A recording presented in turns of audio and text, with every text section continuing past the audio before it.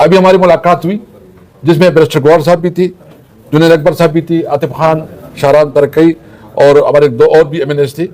हम स्पीकर साहब से मिले, हमने उससे मुतालबा किया कि तमाम रिक्वायरमेंट पूरे हैं, कानूनी जो प्रोसीजर वो मुकम्मल है।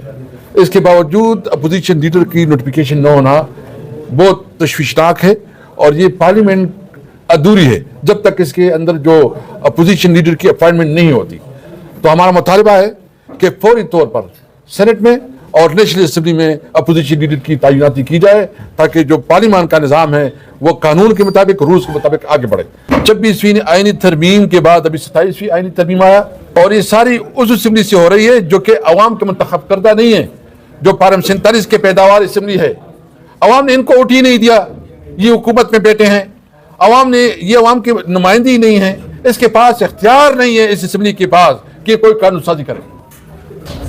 हम इस असेंबली के जरिए किसी भी कानून साजी को कानूनी नहीं समझते क्योंकि लेजिटिमेट नहीं है, इसके पास अवाम का मैंडेट नहीं है।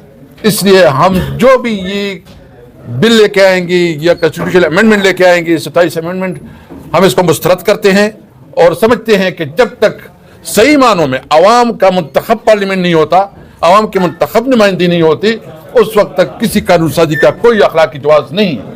यहाँ जो लोग बैठे हैं, जो हुकूमत में हैं, वो 70 हज़ार 50 हज़ार लीड से हारे हैं।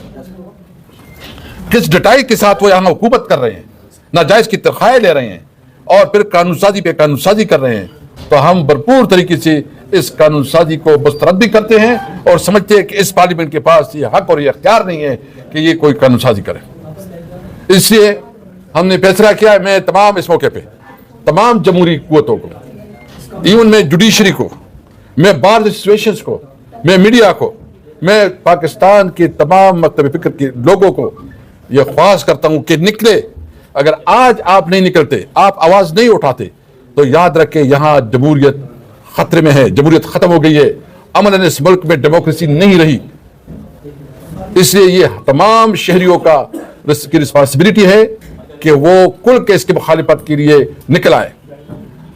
इमरान खान जो इस वक्त जेल में है, वो जेल में इस वजह से है कि वो इस निज़ाम के साथ कंप्रोमाइज नहीं कर रहा। इमरान खान इस वक्त जेल में है इसलिए कि वो इसकी हाइब्रिड निज़ाम को नहीं मान रहा। आपको पता है कि जब वो, हालांकि उसकी जितनी भी केसेस हैं कानून के मुताबिक, रूल्स के मुताबिक, उसकी जितनी भी केसेस जब जो फैसला अभी नहीं हुई उसमें जमानत जो है ना 1 साल से ज्यादा वो जेल में हो तो उसकी जमानत बनती है, लेकिन अभी तक उसकी जमानत नहीं हो रही, या उसकी जो इस वक्त जो जमानतें हो चुकी है उसमें अंदर जो इस्लामाबाद हाई कोर्ट में इस वक्त केस पड़ा हुआ है और इस्लामाबाद हाई कोर्ट जो है ना उसके ऊपर बैठा हुआ है, वो इंसाफ नहीं दे रहा। तो क्या ये अदालत अपनी हैसियत नहीं कर रही? आवाम इसके ऊपर क्या एतमाद करेगी? अवाम क्या समझेगी कि ये अदालत, हम किधर जाएंगे? यानी अब जब अवाम के साथ जुल्म होता है तो इनके पास एक मौका होता है कि वो अदालत में जाए, अपनी इंसाफ मांगे।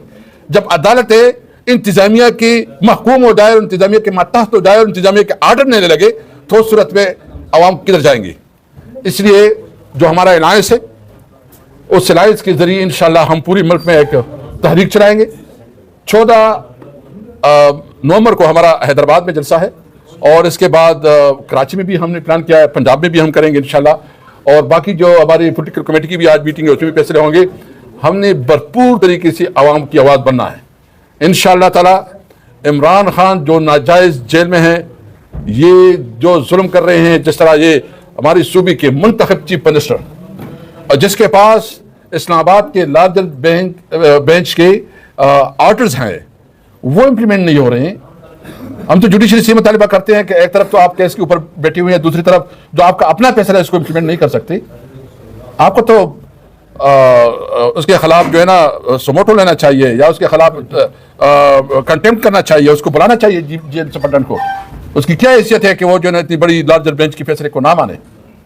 इसलिए मैं ये मुतालबा करता हूँ कि फौरी तौर पर जो हमारी सूबे की चीफ मिनिस्टर सुहेल अफरीदी, उसकी मुलाकात करवाई जाए, जो इमरान खान की कानूनी और आईनी और रूल्स के मुताबिक, जेल मैनुअल के मुताबिक जो उसका हक है कि उसको अपनी फैमिली से मुलाकातें, उनको अपनी दोस्तों से मुलाकातें, और उसको जो अदालत ने जो रिलीफ दिया हुआ है, जो उसका हक बनता है साबिक प्राइम मिनिस्टर, उसको जेल में उसका हक मिलना चाहिए। सारे तनाज़े पर स्पीकर कौमी असेंबली का क्या मौक़िफ़ है? और आपने 27 तरमीम पे भी आपने बात की, 27वीं तरमीम पर अगर उसी तरह जैसे 18वीं तरमीम की तरह कोई ड्राफ्ट नहीं था, कोई तरमीम नहीं थी, कोई आर्टिकल में कोई तरमीम नहीं, सब जमातों को कहा था कि अपने वर्किंग पेपर ले आएं अगर आइन में इस्लाहात की जरूरत है। अगर इस तरह की पार्लिमानी कमेटी बनती है तो आपका मौका क्या होगा? आतिफ खान साहब, आपने जो बात की बदमनी की, हम तो ये देख रहे हैं कि खैबर पख्तूनख्वा की रीट नहीं है। खैबर पख्तूनख्वा की रीट ना होने की वजह से आपके लिए मसाइल है, मुश्किलात, आपके वाज़ेह बयानिए भी नहीं है। आप तज़ब्ज़ुर का शिकार, एक तरफ ये कहते हैं ऑपरेशन ना हो, दूसरी तरफ आपकी हुकूमत ऑपरेशन जारी रहते हैं। इस वाज़ेह मौके को बताएं कि अपनी रीट कब कायम करेंगे आप खैबर पख्तूनख्वा हुकूमत की? शुक्रिया सर जी।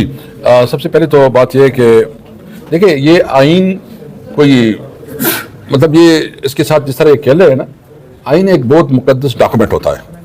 और जब भी 1973 आइन जब इन्होंने ड्रॉप किया तो उसमें तमाम पॉलिटिकल फोर्सेस, वो अपोजिशन की थी, यानी उस वक्त भुट्टो ने तमाम अपोजिशन पार्टी को साथ बिठा के एक कंसेंसस से डॉक्यूमेंट बनाई। और इस तरह 18 अमेंडमेंट भी, और इसमें लंबी डिबेट होती है, डिस्कशन होते हैं, कंसेंसस बनने के लिए एक पूरा ब्रेनस्टॉर्मिंग होती है। आप जो है ना रातों रात ट्वीट करते हैं और फिर जो है ना उसके ऊपर हफ्ते के अंदर जो है ना आइनी तरमीम लाए जाते हैं, तो ये तो आइन के साथ खिलवाड़ है, ये तो बहुत जुल्म है। आप जो भी करें उसके लिए एक प्रॉपर डिबेट, डिस्कशन और एक पूरी प्रोसेस से होकर गुजारे, ताकि उसके ऊपर आपका इंटेलेक्चुअल तबका, आपका जो स्टेक होल्डर है, वो उसके ऊपर पूरा अपना नुक्ता नजर दे दे। तो ये इस किस्म की कानून साजी जो है ना है इसमें, ये बहुत नामुनासिब है, बहुत जुल्म है। दूसरी बात यह है कि इस वक्त पीपल पार्टी, ये सारा गेम पीपल पार्टी की कोर्ट में है। पीपल पार्टी की जो बानी जुल्फ़िकार अली भुट्टो, वो इसका खालिक है और उन्होंने बनाया था, और उसका नवासा शायद इसका बुनियाद बन रहा है कि 1973 आइन को ख़त्म कर रहा है। और अभी जो है ना वो ड्रामा करके रात को जो है ना ट्वीट करते हैं, फिर कहते हैं फिर मीटिंग जारी है, फिर होगा क्या चाहिए, एक दो पॉइंट पे और भी हमारा एग्रीमेंट हो गया। आवाम को बेवकूफ़ बनाने के लिए इस किस्म की टोपी ड्रामा कर रहे हैं। पीपल पार्टी या आवाम की सियासत करेगी या ये दरबारी सियासत करेगी, अभी उनकी मर्जी है। अगर इसमें भी ये आवाम के खिलाफ खड़े हो गए तो बिलावल भुट्टो बाय बाय, तुम्हारी सियासत में फिर कोई फ्यूचर नहीं है। तुम जो बड़ी बड़ी तकरीर और बहुत लंबी लंबी तकरीरें, वो आपकी वालिदा जो बहादुरी से लड़ी है, उसने अपनी सियासत को बचाया है। आपका नाना जिस तरह उसने स्ट्रगल की और एक बहुत अच्छा डॉक्यूमेंट, मुकद्दस डॉक्यूमेंट इस कौम को दिया, आप उसको ख़त्म करने पर तुले हुए हैं। हम मुतालबा करते हैं कि पीपल पार्टी अपने रवैये पे नज़रसानी करे।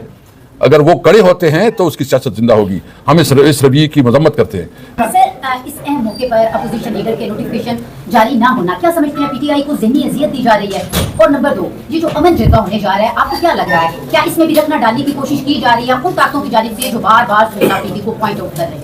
देखिए, मैंने तो अभी बताया है कि जो हमारे अपोजिशन लीडर हैं, उनके बगैर तो ये पार्लियामेंट नामुकम्मल है, वो सेनेट है या नेशनल असम्बली है। और जब इस पार्लियामेंट नामुकम्मल होती है तो इसकी कोई कार्रवाई की कोई कानूनी हैसियत नहीं है। ये मतलब ये तो कॉन्स्टिट्यूशनल मैटर्स है ना, अपोजिशन लीडर तो कॉन्स्टिट्यूशन में उसको कवर हासिल है, उसको प्रोटेक्शन हासिल है, तो आप कैसे जो है ना उसको डिले करते हैं? तो हमने तो अभी स्पीकर साहब से मुलाकात की, हमने मुतालबा किया कि जल्द अज जल्द उसकी नोटिफिकेशन करवाई जाए। दूसरी बात जो अमन जरगा है, देखिए अमन जरगा तो हम जो जिस तरह आतिफ खान ने कहा कि एक तरफ एक सोचे, दूसरी तरफ दूसरा सोचे, हम बुनियादी तौर पर अमन चाहते हैं। हम अमन चाहते हैं, हम बंदूक के खिलाफ है, बंदूक जिसके पास है।